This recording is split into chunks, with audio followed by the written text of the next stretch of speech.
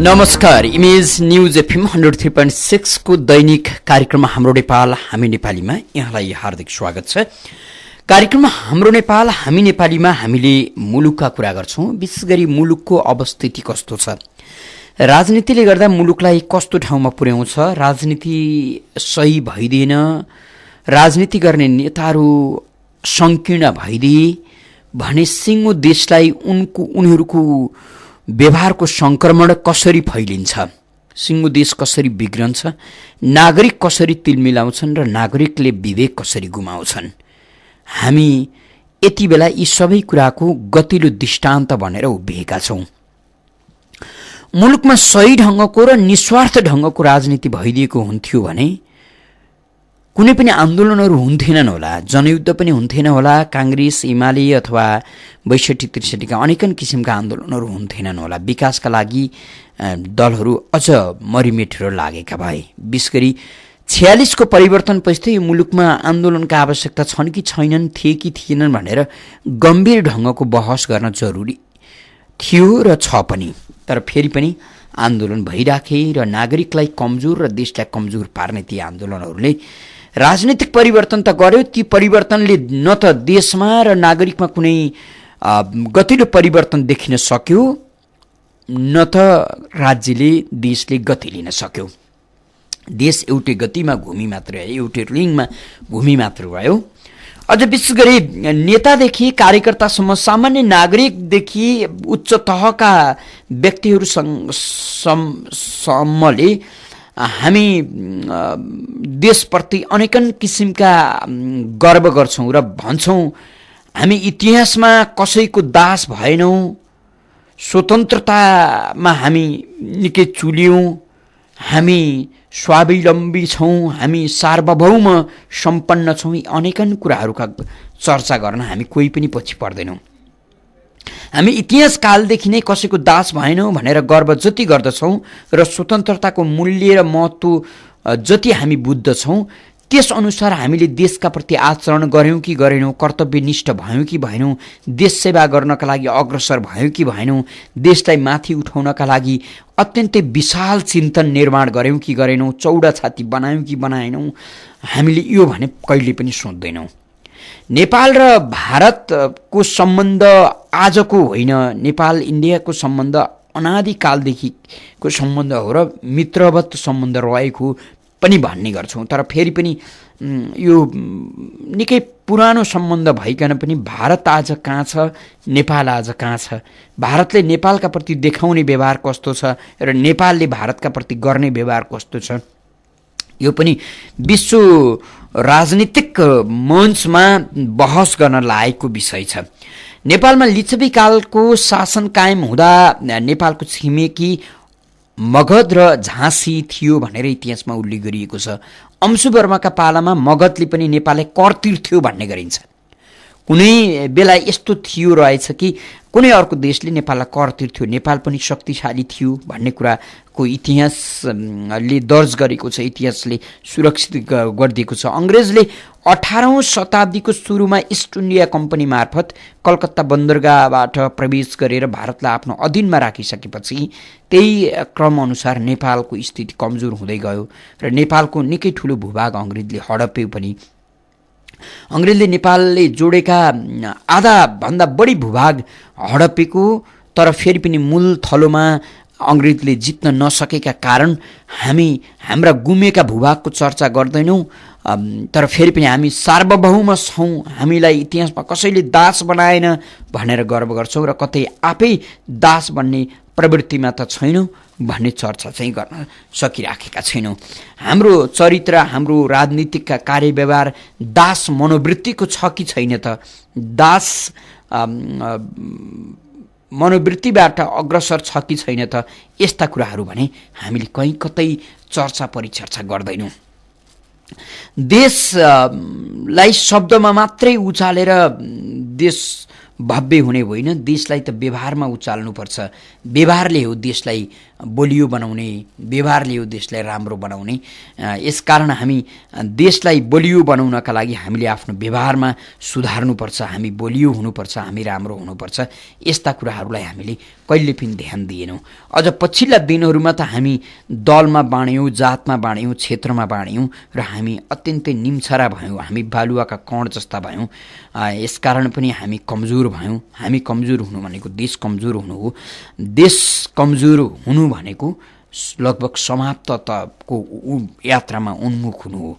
हरेक क्षेत्रबाट हेपिनु र अन्ततः समाप्त हुनु जस्तै हो। यसकारणले पनि तपाईँ हामी सचेत हुनु परिराखेको छ। तपाईँ हामीले आफ्नो सचेतना राम्रोसँग जोगाउन सकेनौँ भने यसले पक्कै पनि राम्रो गर्ने छैन। कार्यक्रममा हामी यिनै विषय उठाउँछौँ, विशेष गरी देशका विषय उठाउँछौँ। देशमा राजनीतिले गरेका अत्यन्तै तिक्रमबाजी र फट्याइका कारण देश कस्तो भयो, देशमा कस्तो स्थिति सिर्जना भयो, यी कुराहरू पनि हामी चर्चा परिचर्चा गर्ने गर्छौँ र सरकार र राजनीतिक दलहरूका अनेकन किसिमका हरकतका बारे खबरदारी गर्ने गर्छौँ। 40065323 र 40065324 तपाईँले फोन गर्न सक्नुहुन्छ। टेलिफोन सम्पर्कमा कोही श्रोता मित्र हुनुहुन्छ, उहाँलाई स्वागत गरौँ। को बोल्दै हुनुहुन्छ, कहाँबाट को बोल्दै हुनुहुन्छ? कोही श्रोता मित्र टेलिफोन सम्पर्कमा आइरहनु भएको छ। कहाँबाट को बोल्दै हुनुहुन्छ? हजुर भन्नुहोस् त। हजुर दाइ नमस्कार। कहाँबाट को बोल्नुभयो? प्रभा महत बोल्दै भन्नुहोस्। हजुर आज म त्यही भन्छु होइन, यो सरकार देश लुटेर सरकारहरूले त अमेरिका बैंक अफ कहाँ कहाँ गएर उपचार गर्छ भने सारा जनतालाई खुसी दिने अमर गुरुङलाई चाहिँ बचाउनु सकोस्। हिजो मात्र एउटा कार्यक्रममा सुनेको थिएँ, उहाँको छोरा राजु गुरुङले भनेको सुनेको अलिक राम्रो भयो भन्ने आएछ। तर अझै उपचार गर्नुको लागि 15-16 लाख आइसी लाग्ने अरे उहाँ राख्नु भएको छ अरे। उहाँ यो सरकारले तुरुन्तै त्यो गुरुङलाई बचाओस्। राष्ट्रिय गीतको सङ्गीतकार पनि हो, सारा जनतालाई खुसी दिने गुरुङ पनि हो। तर देश लुटेहरूले चाहिँ थाइल्यान्ड ब्याङ्कमा अमेरिका कहाँ गएर उपचार गर्छ, उसलाई चाहिँ तुरुन्तै बचाओस् भन्न चाहन्छु। हजुर, यहाँलाई हामी धन्यवाद दिन्छौँ। प्रभा महत हुनुहुन्थ्यो, एउटा सङ्गीत साधक जसले आफ्नो सम्पूर्ण जीवन सङ्गीतमा व्यतीत गरेर मुलुकलाई समृद्ध बनाउने, विशेष गरी सांस्कृतिक रूपमा समृद्ध बनाउने काम गरे। उनको स्वास्थ्य बिग्रँदा राज्य चिन्तित हुनुपर्छ। हामी कहाँ दुर्भाग्य भन्नुपर्छ, नेतालाई सामान्य खोकी लाग्यो भने पनि विदेश दौडिने, तर यही मुलुकमा स्वास्थ्यको राम्रो प्रबन्ध बनाउने चासो कसैलाई पनि भएन। बरु स्वास्थ्यमाथि व्यापार गर्ने, राजनीतिक लगानी गर्ने दलहरूले लगानी गर्ने र नागरिकलाई नाङ्गेझार पार्ने प्रयत्न भयो। स्वास्थ्य जस्तो संवेदनशील विषयलाई राज्यको मातहतमा राख्नुपर्छ र सम्पूर्ण नागरिकको स्वास्थ्यको जिम्मेवारी राज्यले लिनुपर्छ भन्ने चिन्तन कहिले पनि भएन। हामी राजनीतिको दिन प्रतिदिनको अत्यन्तै अप्ठ्यारो व्यवहार, पट्यार लाग्दो व्यवहार सहन विवश छौँ। यसलाई अन्त्य गर्न पनि तपाईँ हामीले यति बेला विवेक पुर्याउनु परेको छ, हामीले खबरदारी गर्नु परिराखेको छ। नागरिकको खबरदारीभन्दा ठुलो शक्तिशाली खबरदारी अर्को केही नहुन सक्छ भन्ने हेतु कार्यक्रममा हामीले तपाईँलाई आमन्त्रण गरिराखेका छौँ। 40065323 र 40065324 तपाईँले फोन गर्न सक्नुहुन्छ। टेलिफोन सम्पर्कमा कोही श्रोता हुनुहुन्छ, को बोल्दै हुनुहुन्छ, कहाँबाट? कोही श्रोता टेलिफोन सम्पर्कमा आइरहनु भएको छ, उहाँलाई स्वागत गरौँ। कहाँबाट को बोल्दै हुनुहुन्छ? कोही श्रोता मित्र टेलिफोन सम्पर्कमा हुनुहुन्छ, उहाँको सम्पर्क राम्रोसँग हुन सकेन। फेरि पनि अर्का कोही श्रोता आइसक्नु भएको छ, उहाँलाई स्वागत गरौँ। को बोल्दै हुनुहुन्छ? कहाँबाट? उहाँसँगको सम्पर्क हुन सकेन। हामीले मुलुकका कुरा गर्छौँ यो कार्यक्रममा। 40065323 र 40065324 तपाईँले फोन गर्न सक्नुहुन्छ। मुलुकका कुरा गरे सँगसँगै नागरिकका कुरा स्वतः आउने गर्छन्। नागरिकका पीडाहरू सतहमा ल्याउने प्रयास पनि गर्छौँ। नागरिकका दिन प्रतिदिन कमजोर बनिराखेका छन् र नागरिकका शास्तिहरू दुःखहरू यति धेरै चुलिएका छन्, त्यसको बयान गरी साध्य छैन। तर फेरि पनि नागरिकका दुःखलाई नजरअन्दाज गर्ने, नागरिकका दुःखलाई व्यवस्था गर्ने राजनीतिक चरित्र चुलिँदो छ, जसका कारण नागरिक अझ बढी कमजोर बनिराखेका छन् र त्यही कमजोरीको फाइदा दलहरूले उठाइराखेका छन्। टेलिफोन सम्पर्कमा कोही श्रोता हुनुहुन्छ, उहाँलाई स्वागत गरौँ। को बोल्दै हुनुहुन्छ? नमस्कार, बौद्ध बार शुक्रबार थापा। भन्नुहोस्। हाम्रो देश माथि पुर्याउनुको निमित्त यो अहिले नयाँ संविधान हो भने जस्तै ब्रिटिसले पहिला हजुर सुरबाजी उहाँको टेलिफोन सम्पर्क विच्छेद भएको छ। फेरि पनि टेलिफोन सम्पर्कमा अर्का कोही श्रोता हुनुहुन्छ, उहाँलाई स्वागत गरौँ। आज बिहानैदेखि टेलिफोनमा केही गडबडी छ। फेरि अर्का कोही श्रोता हुनुहुन्छ, को बोल्दै हुनुहुन्छ? हजुर, म लालबहादुर हजुर धुलखेलदेखि। धुलखेलबाट लालबहादुरजी भन्नुहोस् त। म के भन्न चाहन्छु भने हाम्रो सरकार हुनुहुन्छ नि हजुर, त्यो सरकारको लापरवाहीले गर्दा हामी सर्वसाधारण जनता चाहिँ औधी नै मारमा परेको छ। यो कालो बजारी हट्यो भन्छ, डाँगा खुल्यो भन्छ, आजसम्म खुलेको छैन। हामीले दुःख पाएकै छ। हाम्रो चुलामा चाहिँ ग्यास पाउनु सकेको छैन। ग्यासको डिपोहरूले, ग्यास बेच्नेहरूले उनीहरू नै मनग्गे कालो बजारी गरिराखेको छ।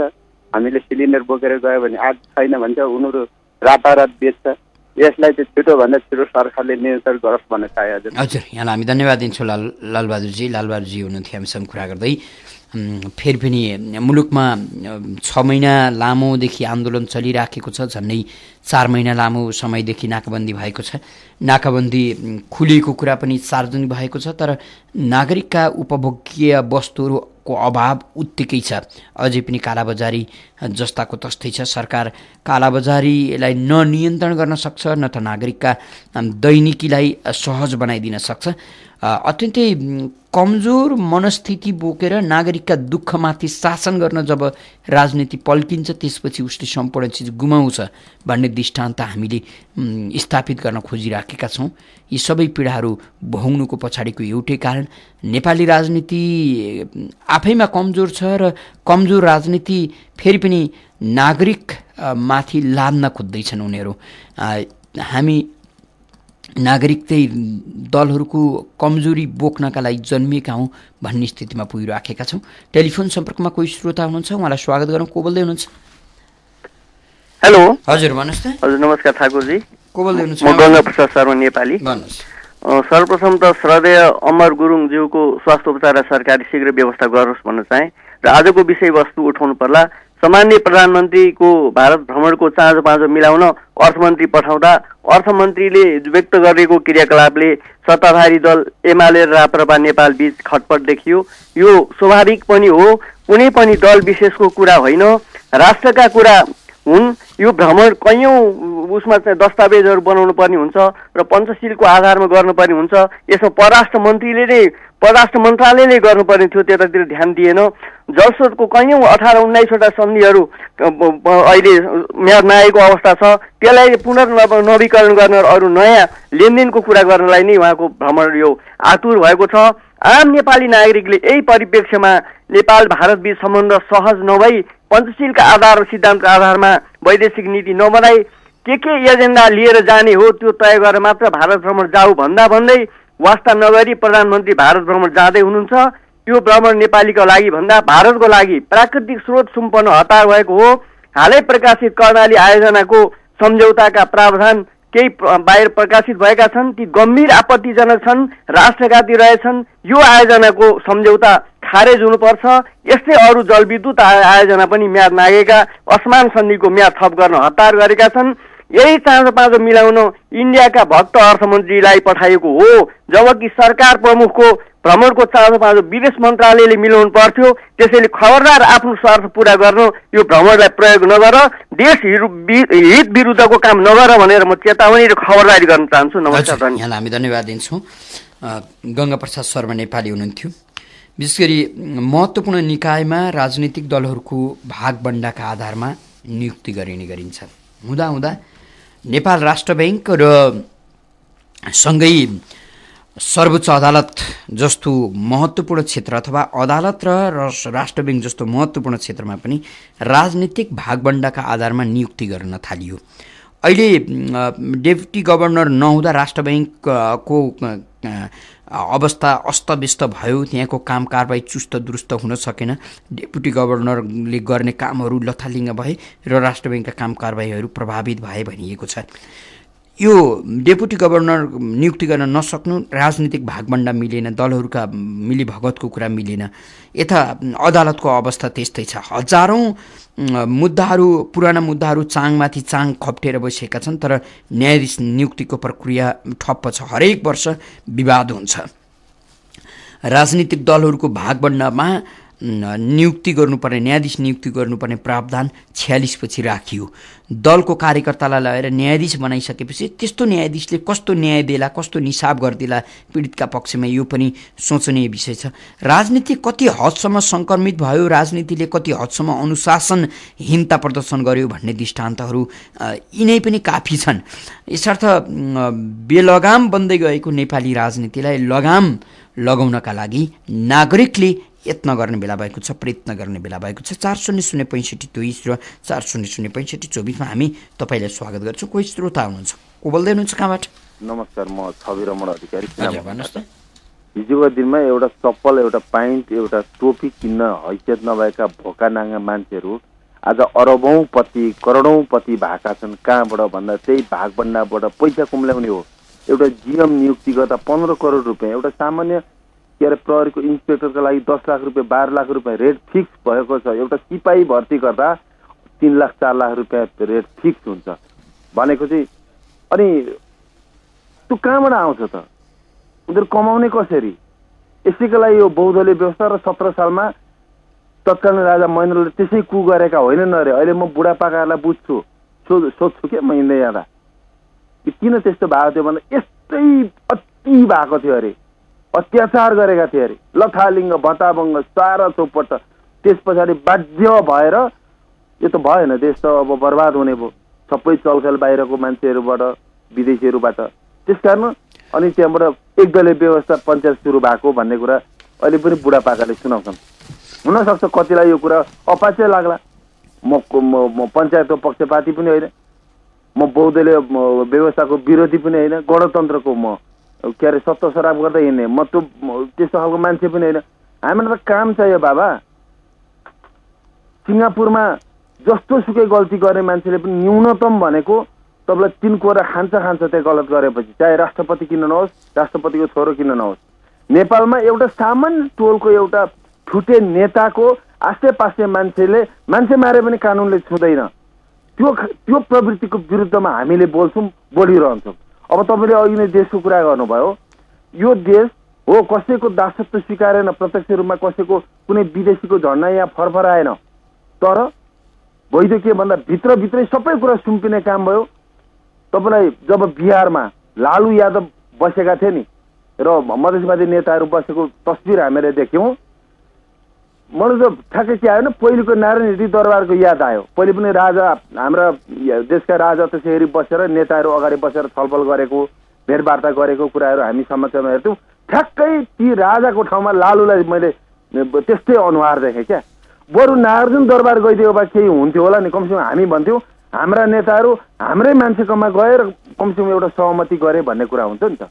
अब यहाँ कुरो के आयो भने जबसम्म नेपालको यो सीमा छ नि, यो कुनै राजा महाराजाको पालामा पनि कुरा उठेन, कुनै नेताहरूले जो देशभक्त कुरा गर्छन् उनीहरूको मुखबाट पनि आएन।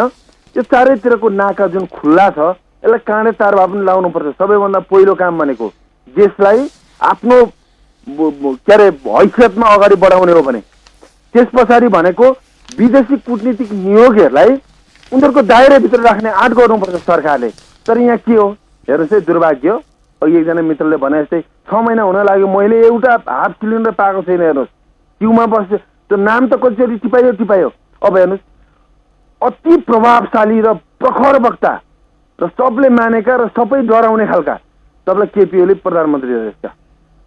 त्यत्रो क्रान्तिकारी पार्टीको व्यक्ति गृहमन्त्री, माओवादीका नेता गृहमन्त्री, अनि त्यही पार्टीका एकदम सशक्त युवा नेता आपूर्ति मन्त्री यो देशमा। तर ग्यासका बुलेट, पेट्रोलका ट्याङ्कर, मोटरसाइकल, डिजल कति आएको छ लेखाजोखा उहाँलाई छ छैन मलाई थाहा छैन।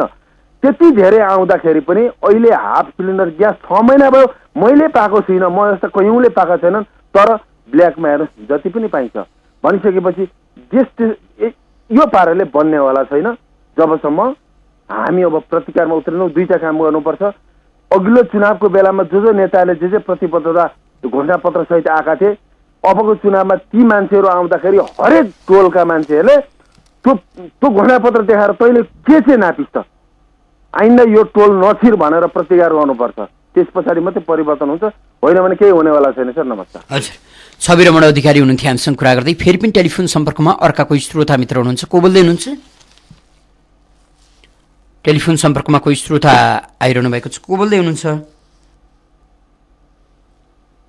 कहाँबाट को बोल्दै हुनुहुन्छ? हेलो। हजुर भन्नुहोस् त। नमस्कार, म प्रदीप मान। हजुर भन्नुहोस्। हजुर, अहिले यो छ नि बिरगञ्ज रक्सोल नाका खोले पनि अब इन्डियन गभर्मेन्टले कस्तो बदमासी गरिदियो भने अब भारतीय आयल निगमले नेपाली आयल निगमको इन्धन नदिने ट्याङ्करलाई। अब यसरी नाकाबन्दी भारतले नै गरेको रहेछ भन्ने त प्रश्नै भयो। अब इन्धन अभावमा हेर्नुहोस् अरू सबै सामान नेपालको जिल्ला जिल्लामा पठाउन सक्ने अवस्थै छैन। अब प्रधानमन्त्रीको भारत भ्रमण अब रुटिन अनुसार सार्वजनिक भइसक्यो। प्रधानमन्त्रीको प्रतिबद्धता विपरीत नाका अझै पूर्वावस्थामा आएकै छैन। भारतले पानीकै राजनीति गर्ने हो, त्यसमा नेपालले लोभिनु हुँदैन, चाहे आफ्नो प्रधानमन्त्री पदै किन नजाओस्, किनभने यो नेपालको सार्वभौम सत्तासँग जोडेको विषय हो। अझै केही पीडा नेपालले भोगौँला। मधेसी मोर्चा अर्थात् आफ्नै सहोदर भाइले परचक्रलाई जस्तो व्यवहार गरेपछि जित्न नै लागि पनि केही एक पाइला दुई पाइला पछाडि सर्नुपर्छ भन्छ, त्यही नीति लिएर जानुपर्छ। अब सबै नेपाली सतर्क भई सहनुपर्ने अहिलेको नेपालीको अवस्था हो। यो राष्ट्रिय अस्तित्वको सवालमा हामी गम्भीर भएर रहनै पर्छ। अलिकति धैर्यता हामीमा हुनैपर्छ। धन्यवाद। हजुर, प्रद्युमान श्रेष्ठ हुनुहुन्थ्यो हामीसँग कुरा गर्दै। फेरि पनि टेलिफोन सम्पर्कमा अर्का कोही श्रोता हुनुहुन्छ, उहाँलाई स्वागत गरौँ। को बोल्दै हुनुहुन्छ? कोही श्रोता मित्र टेलिफोन सम्पर्कमा हुनुहुन्छ। को बोल्दै हुनुहुन्छ? कहाँबाट को बोल्दै हुनुहुन्छ? हजुर, म पदम महर्जन। हजुर नमस्कार। भन्नुहोस् त। हजुर, मेरो भनाइ चाहिँ कस्तो भने अब बिहान हाम्रो एउटा सांसदको कार्यक्रम दिएको थियो, त्यो सुनेको थिएँ मैले यसैमा, होइन हजुर। अनि उहाँले भन्नुहुन्छ जनताहरूले चाहिँ मिडियामा बोले अरे यसरी उनीहरूलाई चाहिँ नराम्रो गरेर को बोल्नु भएको थियो कुनै। अनि त्यसपछि उहाँहरू चाहिँ दिल्ली र पटना जाने अरे, त्यो चाहिँ हुने अरे।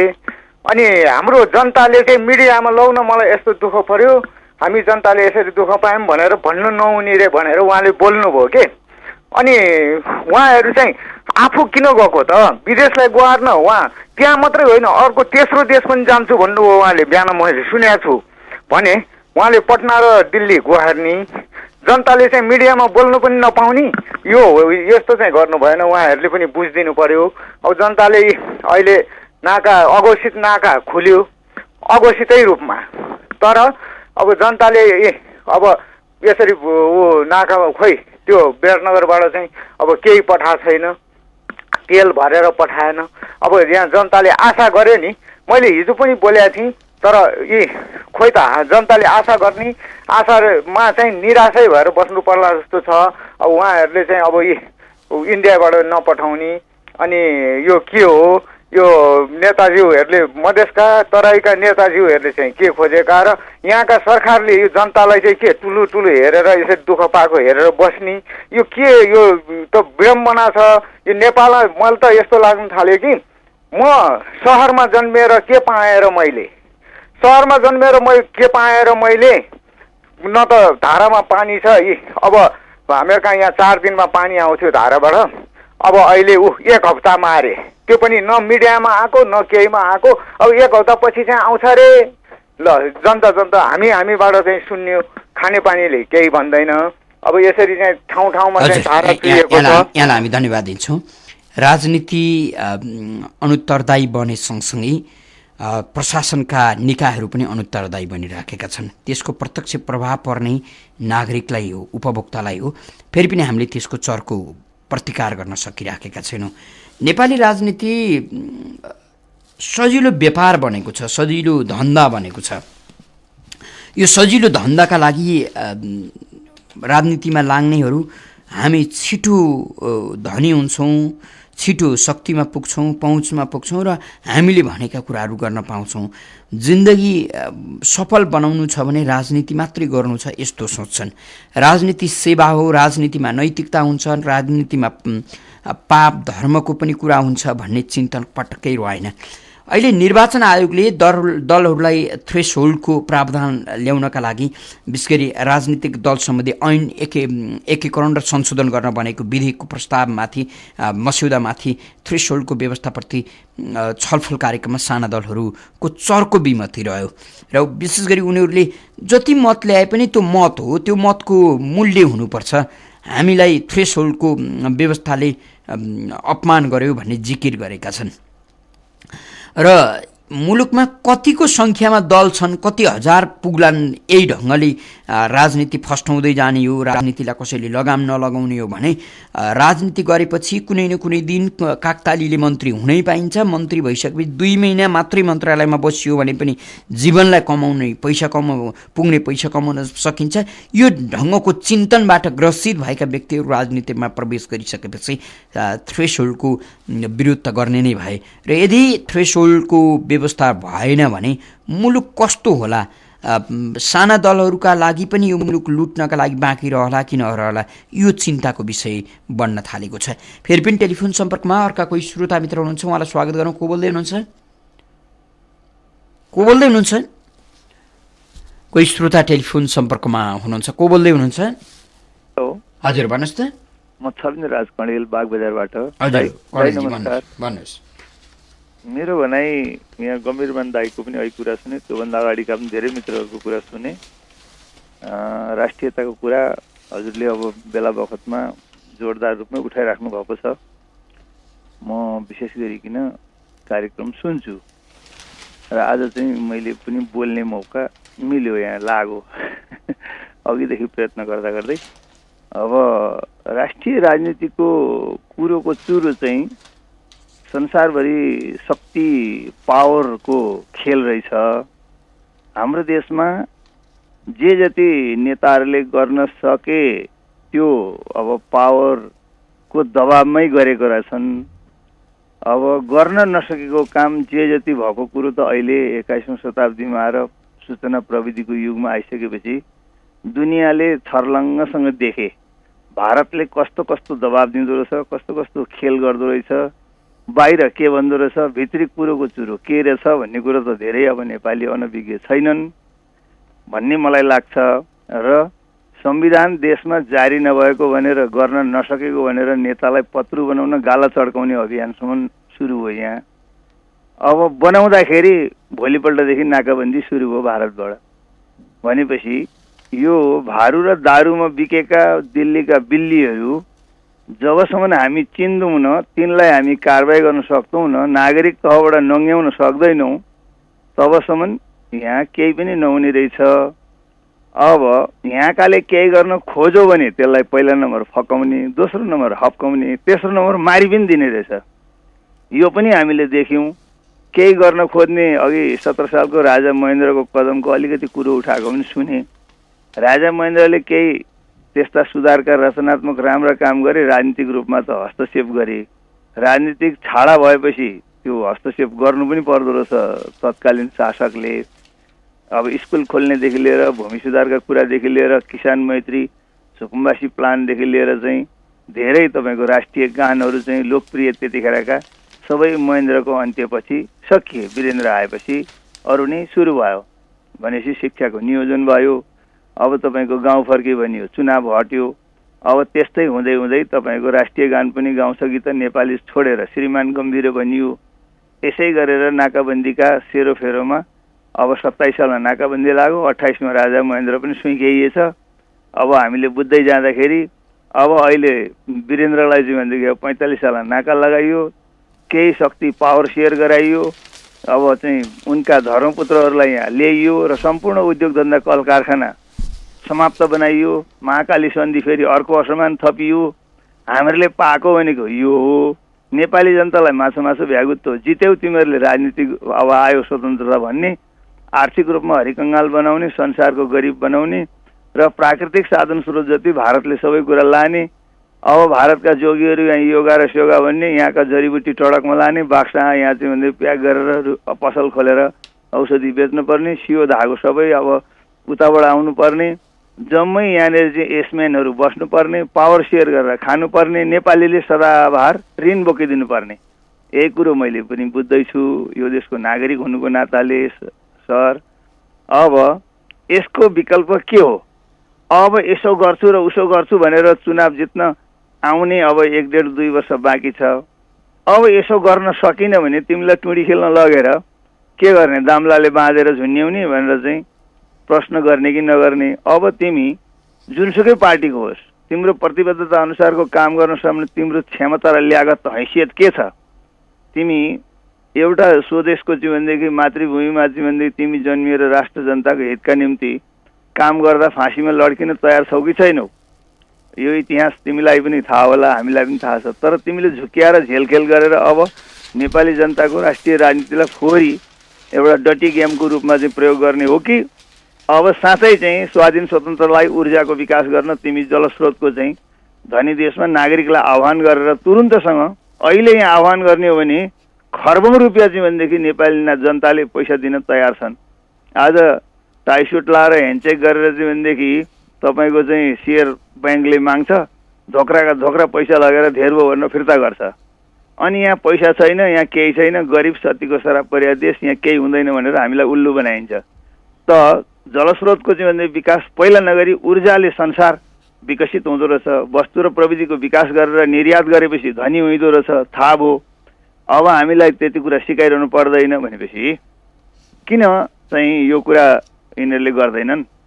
अब जलस्रोतको असमान सन्धि गर्न चाहिँ यिनीहरू आतुर हुन्छन्, झोलामा खोला बोक्नेलाई कारवाही गर्दैनन् भनेपछि यस्ता कुराहरू चाहिँ अब अनिवार्य रूपमा उठाउनु पर्यो। र सबैभन्दा ठुलो कुरो जलस्रोतको धनी देश, जलस्रोतको चाहिँ उत्पादनका लागि, बिजुली उत्पादनका लागि राष्ट्रले चाहिँ भनेदेखि सङ्कटकाल, ऊर्जा सङ्कटकाल घोषणा गरेर तुरन्त आह्वान गर्नु पर्यो। 1 वर्ष 2 वर्ष 5 वर्ष हामीले दुःख झेल्नु परे, अब झेल्ने, तर आउने पुस्ताले चाहिँ यो दुःख झेल्न नपरोस्, असमान सन्धि सम्झौता नगरियोस्, भारतसँग कुनै हालतमा नझुकियोस्, सीमामा काँडा होइन बर्लिनको जस्तो पर्खाल लाउने हो भने म चाहिँ 1 वर्ष 2 वर्ष स्वयंसेवक भएर खटिदिने, त्यो प्रतिबद्धता सहित बिदा हुन्छु। दाइ नमस्कार। हामी धन्यवाद दिन्छौँ। खण्डेलजी हुनुहुन्थ्यो हामीसँग कुरा गर्दै, देशको वस्तुस्थितिका बारे आफ्नो विचार राख्दै हुनुहुन्थ्यो। राजनीतिको बेइमानीका कारण देश कहाँ पुग्दैछ, राजनीतिको बेइमानी कस्तो छ, प्रत्येक नागरिकले बुझ्न र मनन गर्न जरुरी छ। बुझेर मनन गरेर मात्रै पुगेन, अब प्रतिकार गर्न पनि जरुरी छ। देश हाम्रो, हामी नागरिकको, हामीले यो देश जोगाउने, नेपाली राजनीति देश जोगाउन होइन देशमाथि व्यापार गर्न उन्मत्त छ, लालायित छ। यसकारण यस्तो कार्यव्यवहार बोकेको राजनीतिका प्रति लगाम खिच्ने हैसियत तपाईँ हामीसँग छ र हामीले देश जोगाउनुपर्छ। यो भावना तपाईँ हामी सबैसँग जागृत हुन जरुरी छ। फेरि पनि टेलिफोन सम्पर्कमा अर्का कोही श्रोता हुनुहुन्छ, को बोल्दै हुनुहुन्छ? कोही श्रोता मित्र टेलिफोन सम्पर्कमा हुनुहुन्छ, को बोल्दै हुनुहुन्छ? बालाजीबाट ध्रुवकेसीको नमस्कार हजुर। अब यो चक्रपथ परिक्रमा कार्यक्रम नागरिक खबरदारी मञ्च अगाडि बढिरहेछ, सचेत पीडित नागरिकहरूको जमघट हुँदैछ। 938 घर मुलीले भनेका छन् तपाईहरुको यो कार्यक्रमको अन्तिम समयसम्म साथ दिन्छौं। हाम्रा 4 जना परिवारले 3752 जना हुन्छौं र हाम्रा आफन्तहरूले जोडदाम गर्ने हो भने 1,87,600 हुन्छौं। त्यसकारणले कार्यक्रम अगाडि बढाउँदै जानुहोस्। नेपाली नागरिकको तागतबाट बन्ने सरकारको उदय गराउनुहोस् भन्नुभएको छ र हाम्रो पर्चा विकसित हुँदै गएको छ। 1 पेजको पर्चा सुरु भएको थियो, 12 पेजको पुग्यो। अब फागुन 1 गते 1 बजे चाबेल चोकमा जम्मा हुँदा 16 पेजको पर्चा बनेर हाजिर गराउने छौं। यो नागरिक खबरदारी कार्यक्रममा चाहिँ नि सक्दो सहयोग गरेर बढी से बढी पीडित नागरिकहरूको सहभागिताको लागि अनुरोध गर्छु। हजुर नमस्कार। यहाँलाई हामी धन्यवाद दिन्छौँ। ध्रुव केसी हुनुहुन्थ्यो हामीसँग कुरा गर्दै। देश कमजोर भइसकेपछि देशले धेरै कुराहरू गुमाउनुपर्छ। जतिसुकै सार्वभौम सत्ता सम्पन्नताको कुरा गरौँ, ती सबै खोक्रा हुन्छन्।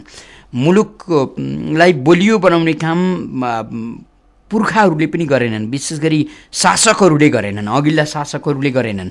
2007 सालको क्रान्तिमा विशेष गरी दिल्लीमा सम्झौता भयो। मुलुकको श्री 5 को सरकार श्री 5 शाहहरू, श्री 3 राणा र भारतीय प्रधानमन्त्री जवाहरलाल नेहरूका बीचमा एक सहमति भयो। त्यो सहमति भइरहँदा क्रान्ति हाँक्ने नेपाली काङ्ग्रेसको सहभागिता भने थिएन।